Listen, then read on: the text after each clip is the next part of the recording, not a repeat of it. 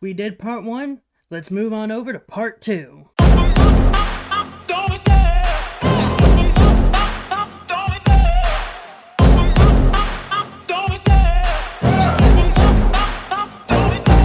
love the chase and the hunt, and I set the pace when I'm running. I always take what I want and I always give it 100. Don't need a bank, no I'm funded. Play the game like it's nothing. I'm always thankful for something. Don't take for granted, stay humble. Now wake up! It's time to look at the enemy. Look in the mirror if he is no friend to me. Hello everyone and welcome back to Pitch This here on the MrEliMac YouTube channel. I'm your host MrEliMac, and today we are going into part 2 of my fan casting of What If the MCU was the DCCU. This video is going to be focusing on me revealing my fan cast for The Flash and Wonder Woman, because in the first video it was very much focused on the first 2 Batman movies, and now we're moving on to 2 of the other films in the first phase of this universe. And yeah, the Flash cast is a little bit smaller because I was very much trying to focus on more of the major characters. Whenever you see the cast list on Wikipedia, like the main cast members they focus on. And so yeah, the Flash is going to be a little bit shorter. Wonder Woman's cast actually is a little bit longer than the Flash. And so yeah, it's just a lot of, mainly for the Wonder Woman cast, it's a lot of Amazons that were that I needed to cast, and a lot of Amazons that I needed to put in the film. And I'm very happy with the Amazons I did put in this film, because I think that it would be very much how, if before I actually explain why there are a lot of Amazons and why there's a lot of focus on the Amazons, let me get my little preamble of, if you like this video, please hit the like button and subscribe to the channel. That way you can be up to date with all the videos I have here on the channel. Also hit the notification bell, that way you can be notified whenever a new video like this comes your way. Now, I'm not going to be starting off with the Wonder Woman movie, because the Wonder Woman movie would be coming out in the 2011 range, so that's coming out later. I'm going to start with the Flash movie first, since the Flash movie would technically be the second film that would have been released in Phase 1 of this DCCU. And so, looking at the Flash, I really wanted a cast where we could get people that could play some of these characters a little bit longer, while also getting some actors that I think really would do well for these roles. So to start off with the Flash, we're starting with Barry Allen the Flash. Barry Allen would be my Flash in this film, because I very much wanted to set up a lot of stuff with his character, and also one of the supporting characters in the film would be someone that we would focus on in the future. But for Barry Allen's Flash, I cast Ryan Gosling, because Ryan Gosling at the time would have been a younger actor and someone that would be able to play serious while also being able to play light. I think Ryan Gosling also could play the look of Barry Allen's Flash, and I think he could be able to play a lot of the more serious moments of the film, while also, again, bringing levity to the role. I mean, we know he can be a funny actor. Just watch him with that movie, The Nice Guys, with Russell Crowe, and just watch him in Barbie. You know he can do humor, so it's easy for Ryan Gosling to tap into that humor side of himself. But also, he's really great at the serious roles. The majority of his roles have been a lot of dramatic roles, so you know he can get into the more seriousness of Barry Allen. And I think Ryan Gosling would be a great pick for Barry Allen's Flash. Next up, I have Iris West, who is the main love interest of Barry Allen in the film.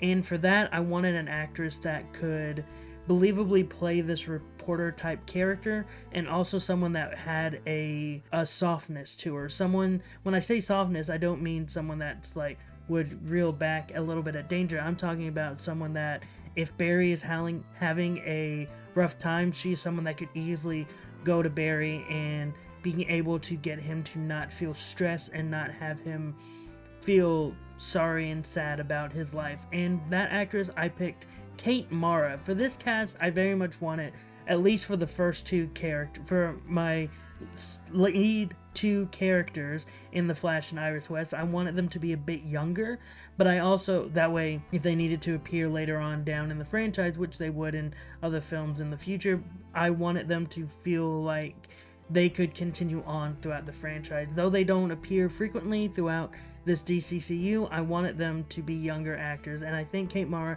could do a really great job as Iris West. She very much proved herself being able to play a very hardened reporter. If you watch House of Cards, she plays a reporter in House of Cards, but also Kate Mara is a great actress. I feel like she is very overlooked. She's a very underrated actress, and she's someone that is able to play the softness and play sort of a kind-hearted character, and I think Kate Mara could do a really great job as Iris West. So Kate Mara is my Iris West.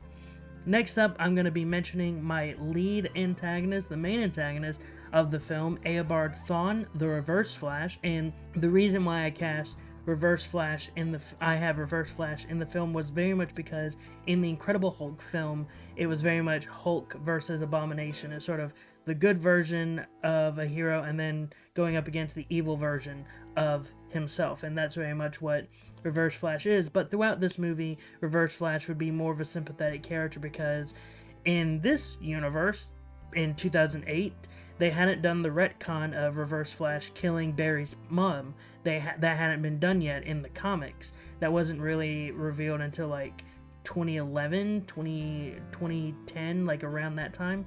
So in this universe, the only motivation he has is that, hey, I'm a fan of you from the future, and so I want you to teach me how to do all this stuff. And so Flash is teaching Reverse Flash how to be a hero, but then he goes down a darker path, going a little bit too far, and that's sort of the way we see Reverse Flash's character arc go. And for Reverse Flash, I wanted an actor who could play this character of, can go to those very dark places, who you can believe having that villainous arc, but also someone that when he's trying to learn to be good, you can believe that he is trying to be good. And for that, I cast Colin Farrell. Colin Farrell is one of my favorite actors working. I'm one of the few people that really enjoyed him as Bullseye. I think he did a great job as Bullseye. I had a lot of fun with him for Bullseye, but also when it comes to the softness and trying to be a lighter, happier character, you can always go back to Saving Mr. Banks, where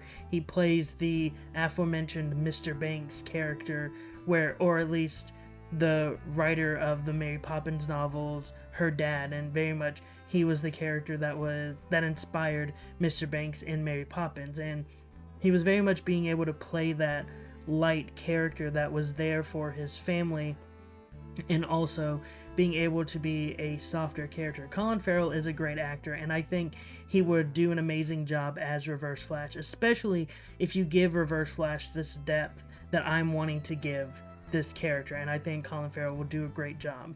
Next up, a major supporting character, and here's the thing.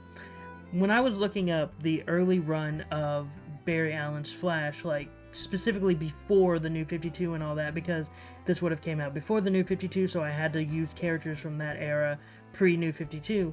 I was very much, or at least pre-2008, I couldn't find a character that could have been considered Barry's best friend, so I was like, oh, I don't know who to put in this row. And then I remember there was a character in the 1990 Flash TV show called Julio Mendes, and so I'm casting Julio Mendes for this film. And for Julio Mendes, I cast Laz Alonso. You may know him as in The Boys. And I very much wanted to try to cast race appropriate. At first, when I was originally casting it, I was very much just looking for a Latino actor. And then I started to sort of realize, well, Julio Mendes is more of an Afro-Latino character, so I need to cast this role appropriately. I can't just cast a Latino actor for this role. I need to cast an Afro-Latino actor.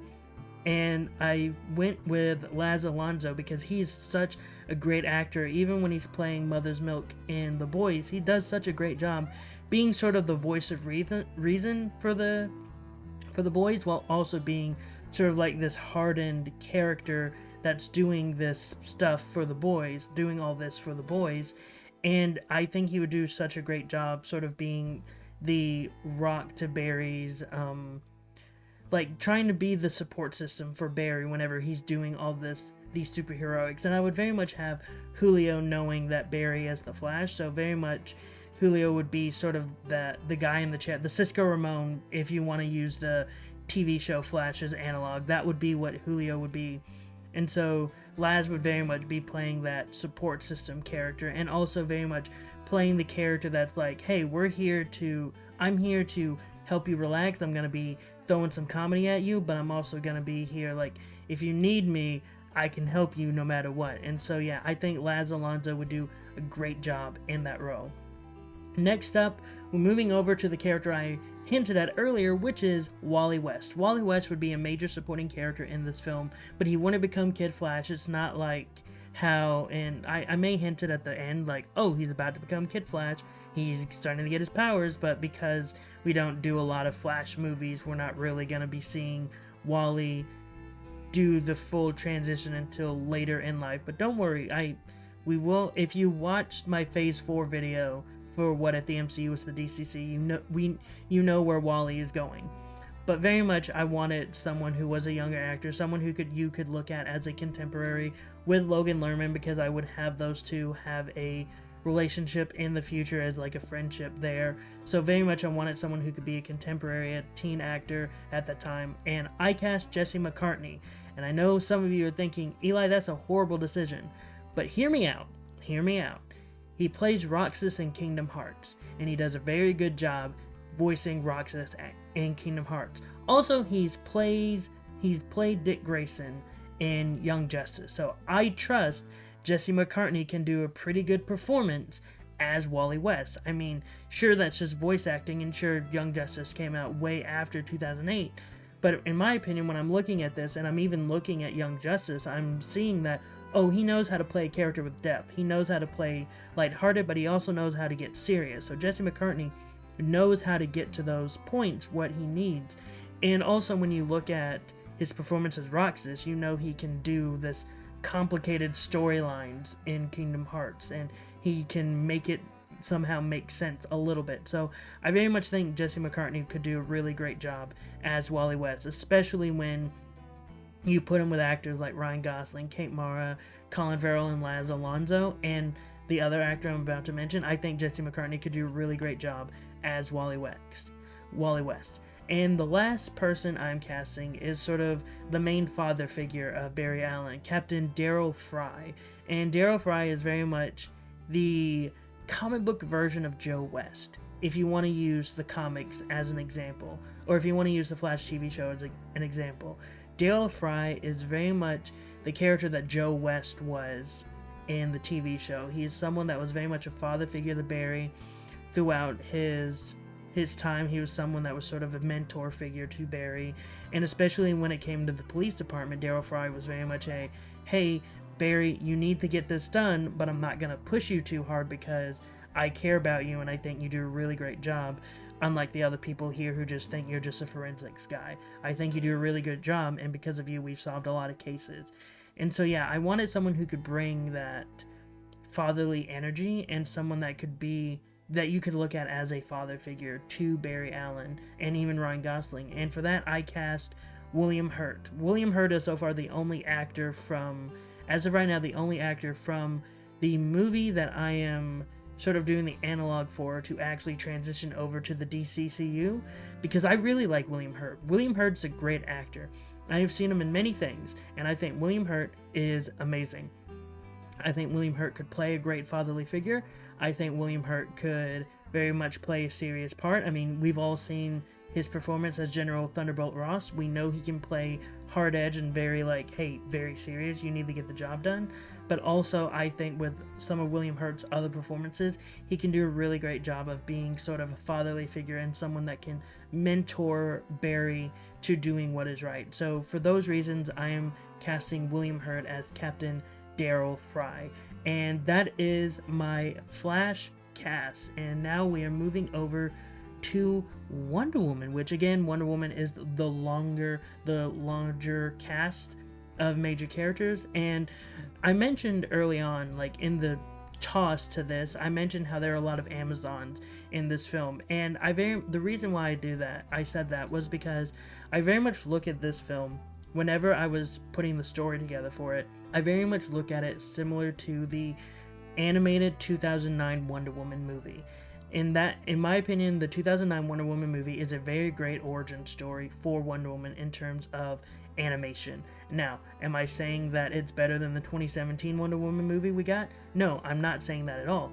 I'm just saying whenever I try to think of an origin story for Wonder Woman, that's normally the first one I go to, the 2009 animated version. That's normally the one I look at and go, that's her origin story. And again, I don't want to say that I think that this version is better than the 2017 Wonder Woman movie. I'm not saying that whatsoever. I'm just saying, in terms of, if I want to watch a movie that's a quick watch for an origin story, I'm going to go to that one, because it's just quick to watch and it hits all the origin story beats that you want. But with that little mini preamble of Wonder Woman out of the way, let's get into the cast. For Wonder Woman, I really wanted an actress who is a strong female lead actress, who is someone that I could look at as Wonder Woman and be like, yeah, I believe that. And the actress I picked was actually someone that was considered for a role in the MCU. She didn't get it and has recently said that a role in the MCU really isn't on her cards. And it's someone that I've wanted to see in the MCU for so long. And she's proven that she can do action in Edge of Tomorrow. And if you haven't guessed, I've cast Emily Blunt as Wonder Woman. I think Emily Blunt would do a fantastic job as Wonder Woman. I think she carries an elegance to herself that you can believe that she is an Amazon, that she is someone that has a heart and strength to her. I think she carries that with her, while also at the same time, I feel like that if you told her, hey, you need to go full fight sequence right now, she could do it. I believe that Emily Blunt would do amazing as Wonder Woman, and I think I think Emily Blunt is fantastic, and I just want to see her as Wonder Woman. So Emily Blunt is my Wonder Woman. For Steve Trevor, I very much casted an actor who was on the rise at this point. It was way before he hit like the superstardom. Like The Hangover had come out at this point, but he hadn't fully hit Academy Award stardom yet. And if you heard me say The Hangover, you automatically know who I cast. For Steve Trevor, I cast Bradley Cooper. Bradley Cooper was actually one of the people in 2011 when Green Lantern was coming out. He was one of my top picks for Green Lantern, but I'm doing other stuff with Green Lantern, so stay tuned for what I'm doing with Hal Jordan's Green Lantern. But Bradley Cooper, in my opinion, would do a great job as Steve Trevor, playing a military man, but also being able to play a supporting character to Emily Blunt. I think Bradley Cooper would do a great job in that role, and also being able to play someone that can help Wonder Woman and Emily Blunt throughout this film. I think he would do a really great job. And also, he has a great humor to him that whenever they're doing all that crazy stuff with Amazon and Greek gods, I think he would be like, oh, yeah, we're doing this. All right, this is nuts. I think Bradley Cooper could do a really great job doing that. So Bradley Cooper is my Steve Trevor. Next up, Aries, our main antagonist, Aries. Now again, I'm very much heavily inspiring this off of the 2009 Wonder Woman film, and Aries was the main antagonist in that. Aries is normally the main antagonist of all of Wonder Woman's origin stories, and I just think it makes sense. I really like Aries as an origin story villain for Wonder Woman, and so that's sort of why I put him in this spot. And for Aries, I cast Ray Stevenson, another actor who was in Thor and is sort of transitioning into the Thor analog of Wonder Woman, and I just love Ray Stevenson. Ray Stevenson played Volstagg in the Thor films, and he also played Punisher in Punisher Warzone. He played that guy Balin in Ahsoka, and he recently passed last year. May he rest in peace, because Ray Stevenson is an amazing actor, and he's someone that I look at and I'm like, you could definitely play Aries. I can believe that you were the God of War. So that is very much why I cast him as Aries. He can bring that aggression, he can bring that power, he can bring that presence of a God of War, and I think he would do a great job. So Ray Stevenson is my Aries. Next up, I am casting Phil Darnell, who is a sort of supporting character to Steve Trevor, someone like his superior in the military, in the Air Force, and so Phil Darnell would very much serve in the role of, hey, Steve, you're back in America, and you're with this woman, who is it, what is everything, sort of like him and Eda Candy would serve that role, and Darnell would very much serve as the, hey, you gotta debrief me on everything that's happened, because this is crazy, and we're about to get some craziness continuing to happen in the Middle East, and in the United States, because war is like fully breaking out right now, and this is something we didn't expect. And so for that character, I cast David Strathairn.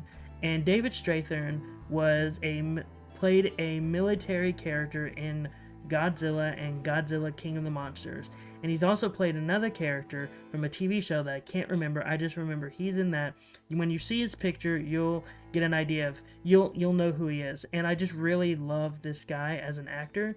He's been in quite a few things that I've just looked at and was like, oh, I really like you in this thing. You're doing such a great job. And then when I watched him in Godzilla and Godzilla King of the Monsters, where he played sort of the commanding officer, I thought he did a really great job in that role, and that's why I've put him into this position where he is playing a commanding officer. I think he does a really great job as someone that can be sort of a caring figure, but also be very strict and serious figure, and I think he could do a very great job as Phil Darnell. So David Strathairn is my Phil Darnell. Next up is sort of a supporting antagonist, a character that Wonder Woman would have to fight, again, heavily inspired from the 2009 animated Wonder Woman movie Deos, who is the god of fear, I think, but is also the son of Aries. So this is someone that Wonder Woman would have to fight like midway through the movie to get more of an idea, to sort of start understanding more of Aries' plan.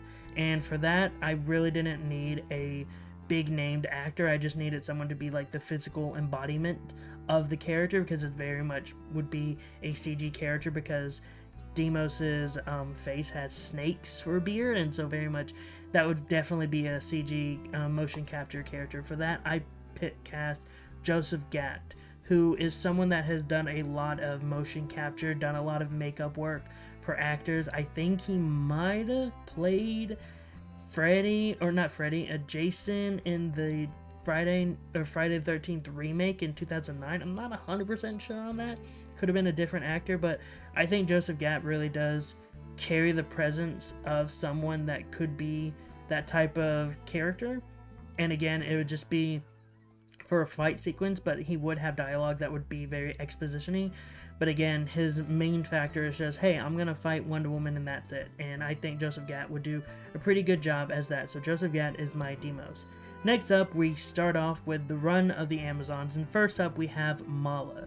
Mala, I'm very much looking as a young, like probably the youngest Amazon, the newest Amazon of Themyscira. I know that sounds weird because I'm thinking, like me saying it out loud, I'm like, that sounds weird, newest Amazon.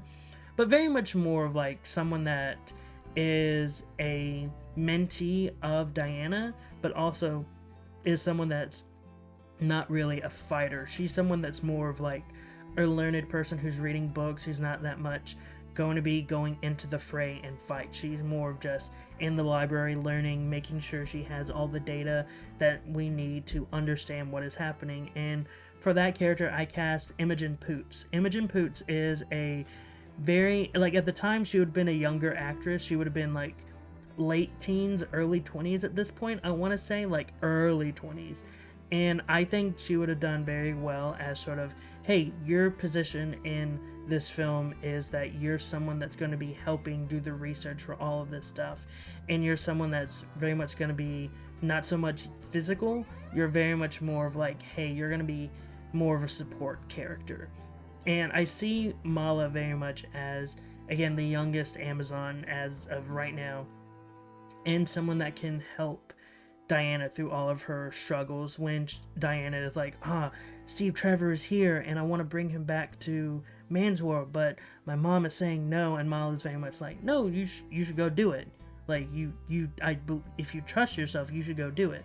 That's very much what Mala would be serving in this film. So Imogen Poots is my Mala. Next up is Artemis of Bana Migdal, or Migdal. I can't remember. I don't exactly know how to pronounce that word because they haven't really said it out loud before. And for Artemis, I wanted someone who was a natural redhead, and also someone that I have seen in action movies before, and I believe she is a great... I really enjoy this actress, but I believe she hasn't been given a lot of stuff to do to really show some of her acting skills, to show some of her physicality. I really want this actress to be in this role. That way people can see that physicality and see a lot, to give her a chance to play this more aggressive type character, which Artemis is a little bit more of an aggressive character. And for Artemis, I cast Rachel Nichols. Rachel Nichols played sort of the love interest in the Conan the Barbarian remake, but also she played Scarlet in the G.I. Joe Rise of Cobra movie. And I really liked her in G.I. Joe Rise of Cobra. I'm one of the few people that probably actually like G.I. Joe Rise of Cobra. But I think she did a really good job in that film. She very much played an intellectual, and she got to be able to have those action moments.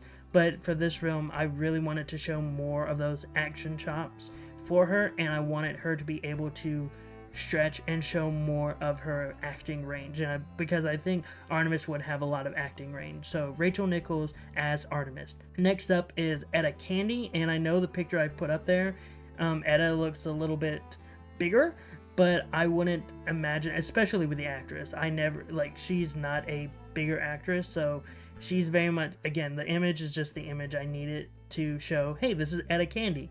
And for the actress I picked, she is someone that I watched specifically on Castle, and she did such a great job on Castle. I loved her so much on Castle, and I'm very much wanted to use her in some other movie. I very much love this actress, and I very much wanted to cast her in one of my movies. And when I saw that I was able to cast her as Eda Candy, very much jumped at it. So Tamala Jones is my Eda Candy. She very much plays the coroner and the person that's examining all the dead bodies in Castle, and she does such a great job. She has great chemistry with a majority of that cast, and I feel like she would have that great chemistry with all the other cast members in this film, especially since she's mainly going to be working with Bradley Cooper and Emily Blunt.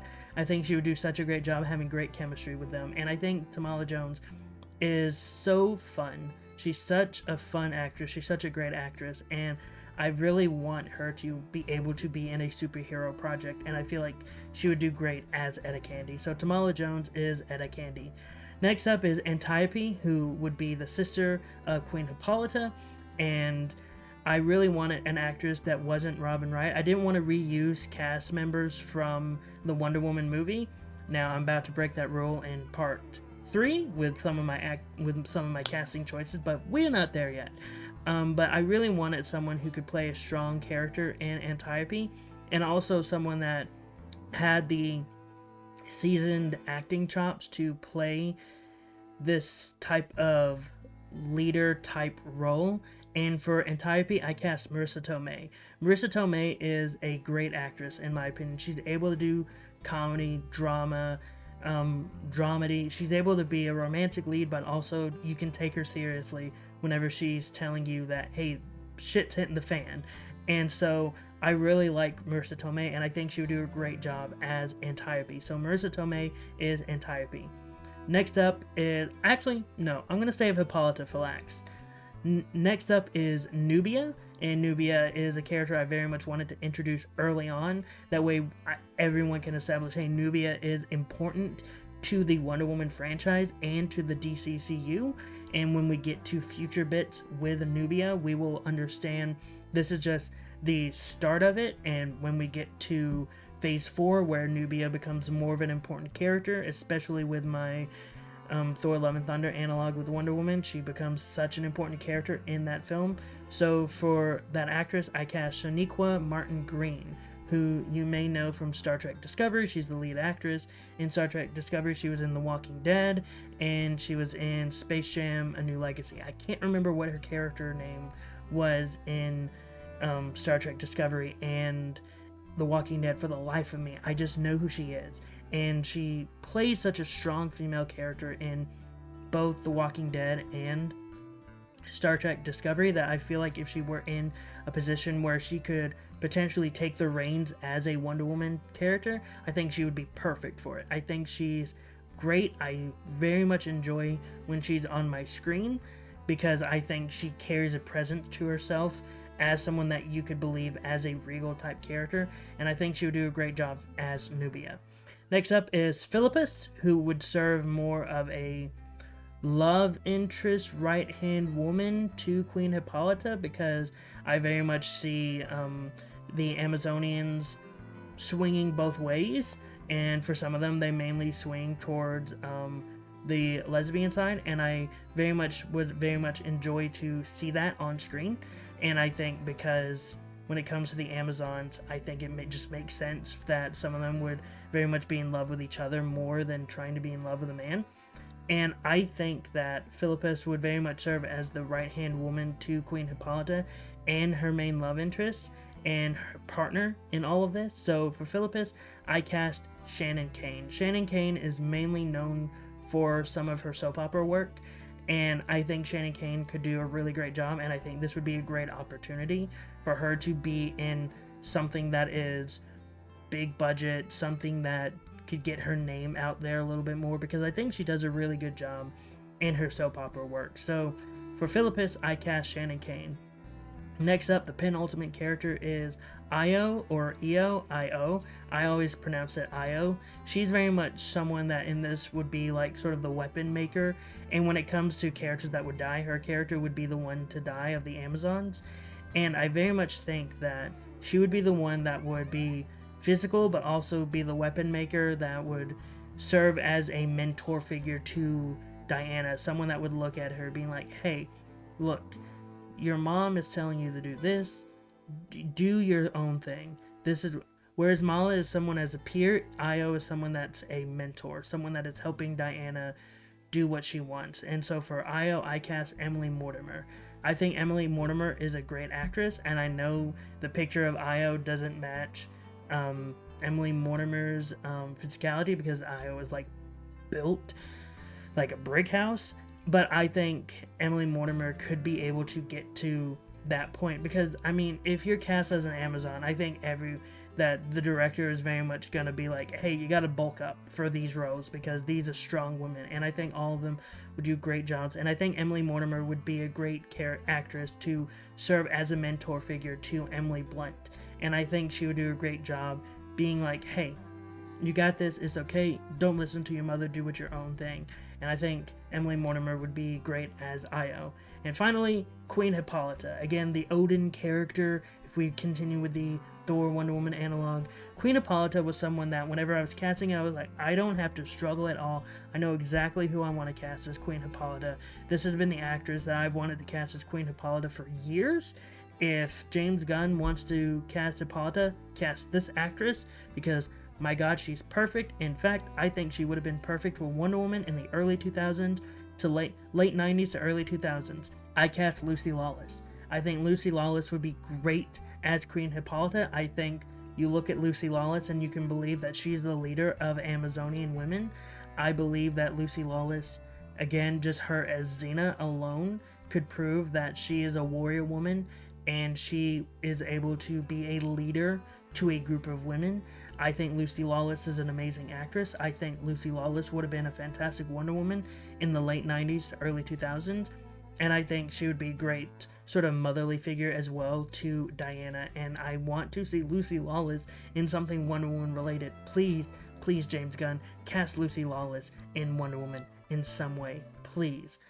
But yeah, that is the cast for The Flash and Wonder Woman. What were your thoughts on the cast? Did you like it? Did you hate it? Were you indifferent to it? Whatever your thoughts, post them in the comments down below. And next time, when we get into part 3, I'm going to be revealing my fan casting for Superman, Man of Tomorrow, and the Justice League, ending out Phase 1 in this 3-parter for Phase 1. But yes, again, thank you so much. Give me your thoughts in the comments, what you thought of this fan cast. If you liked it, please hit the like button and subscribe to the channel. That way you can be up to date with all the videos I have here on the channel. Also hit the notification bell. That way you can be notified whenever a new video like this comes your way. But until then, I've been MrEliMac, you've been the audience, and I hope you all have a great rest of the day.